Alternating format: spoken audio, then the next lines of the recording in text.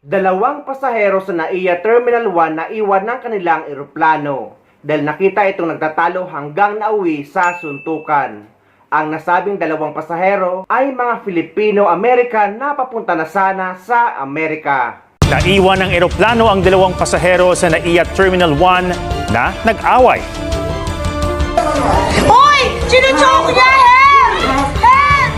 Sinuchoke! Nagpambuno ang dalawa na napag-alamang Filipino-Americans at biyaheng Amerika. Nakalagpas na sila ng final security screening ng magsuntukan. Unang nakitang nagtatalo ang dalawa pero di pa natukoy ang ugat ng gulo.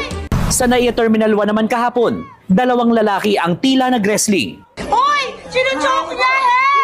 Help! Sinuchoke! Na-headlock pa ang isa at kahit inawat na, nagawa pang gumanti ng sapak. Ayon sa airport police, dalawang Filipino-American na nagbugbugan. Pareho silang papunta sa Los Angeles sa Amerika. Base sa ilang report, no-offload ang dalawa at naghain sila ng reklamo laban sa isa't isa. Iniimbestigahan pa yan.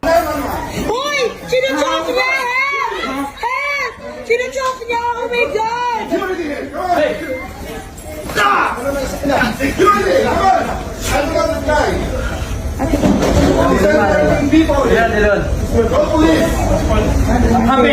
Something wrong with this guy. I don't know.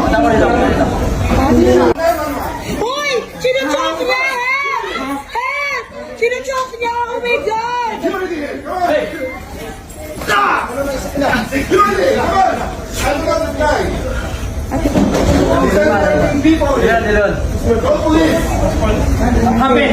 Something wrong with this guy. I don't know. Siguro ay chicks ang pinag-aawayan ng dalawa. Hindi guys, biro lang. Pero mas maigi na rin na sa airport sila nag-away dahil kung sa loob pa sila ng eroplano nag-away habang nasa flight na, ay marami pa mga pasahero ang maaabala.